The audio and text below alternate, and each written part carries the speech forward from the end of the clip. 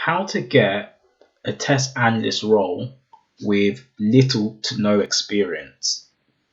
So in this video, I'm going to teach you how to get a role as a test analyst or software tester with no experience or very little experience. It's a catch-22 because many roles will not accept you if you've got no experience on the job. Now, if you can't get experience, then you definitely can't get the job. So that's the dilemma that many people are in with trying to break into the industry.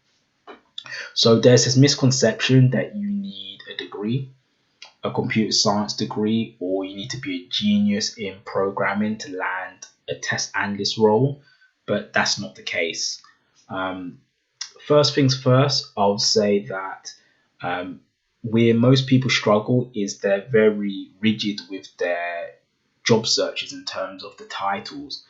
Many clients tend to search for only test analyst keyword, but then they forget about all the other keywords which within the software testing industry or may frankly be the exact same role but just rebranded under a different name. Many companies, depending on the sector or the industry, might use a different word to express test analyst. These keywords can be tester, UAT analyst, UAT coordinator, software tester, QA tester, quality assurance. These are keywords which are used quite frequently and very interchangeably with test analysts. So when you're doing your job search, try those keywords and you'll be surprised that you might read the description and realize it's a match. Also, in relations to job searches, definitely look out of big cities. What I find is that most of the big cities like New York, London,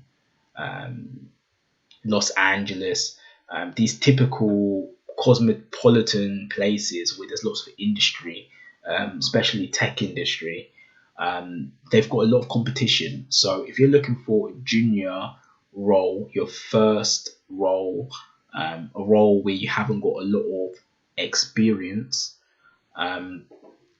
then these types of cities, they've got a plethora of other candidates who are going to be better matched.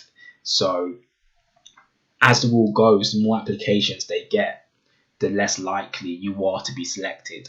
So look at the small cities, the cities on the outskirts of the big cities, or completely far away from the big cities. If you're young, you've got no dependencies, no kids, nothing tying you down to the big city that you're in. It may be worthwhile to reach out to those smaller places, apply. If you get a role, then stay there for 1 year, 2 years, develop your experience. Then when you're confident, you can apply for a role in the city which you find more favorable.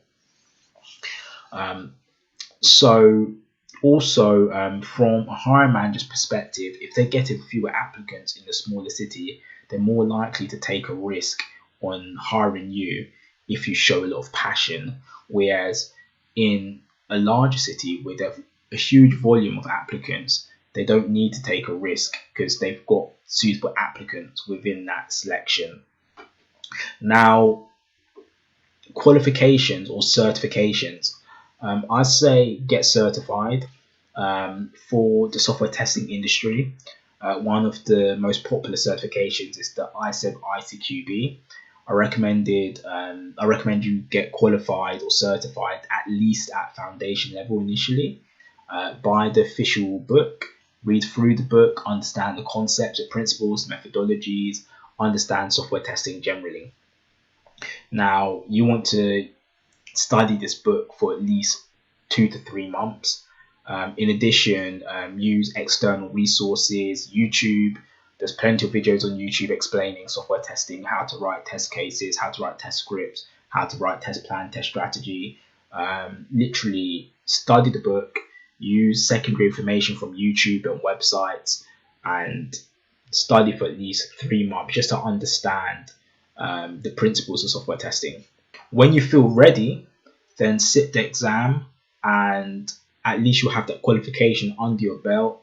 You would have the knowledge from those months of study, and you can legitimately put that you've got the ICEP ICQB certification on your CV. Many hiring managers will selectively look for that keyword on your CV, so you can legitimately put that on your CV and then express that you've got that qualification if the hiring manager calls you, or if the same agency calls you, recruiter calls you. If you don't manage to get round to doing an exam, don't worry. Just say that you've got knowledge of ICEP ICQB, or you've got an understanding, or an advanced understanding, or a fundamental understanding of ICEP ICQB in software testing. But don't say that you've got the certification if you haven't got it. Now, from a hiring manager's perspective, the fact that you've done this exam, you've self-funded it yourself, you've gone through the study, they already know that it's an entry-level job, so they're not expecting a lot from you.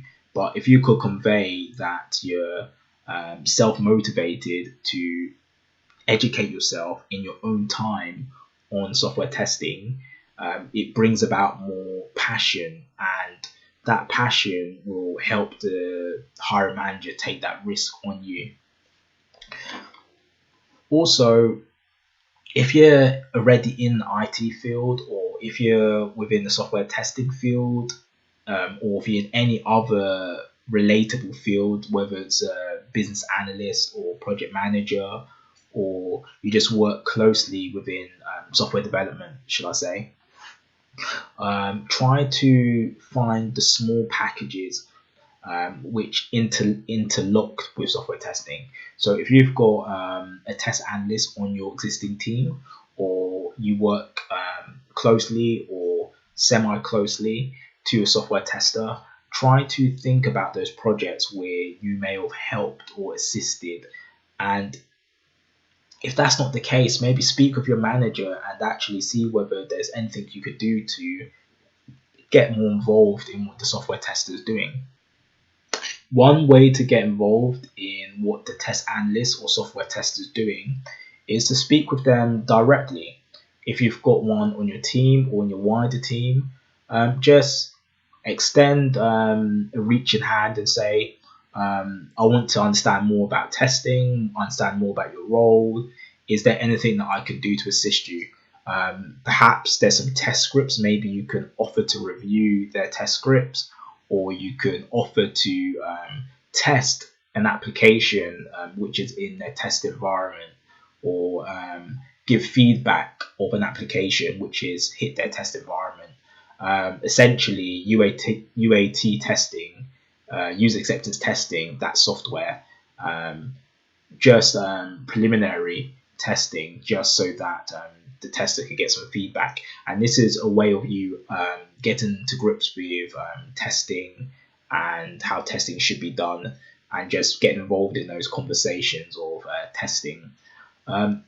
Another thing you can do is, if there's any documentation within your company from another team or a wider team that relates to testing, if you could get hold of it and read it, really understand it, and understand the approach that that particular tester did. So that way you've got some real life examples of how testing can be applicable. Thank you for watching until the end. I understand it's very difficult to break into the software testing industry. I'm confident that if you follow these tips, you'll become a software tester in no time. Please watch my other videos. Until next time.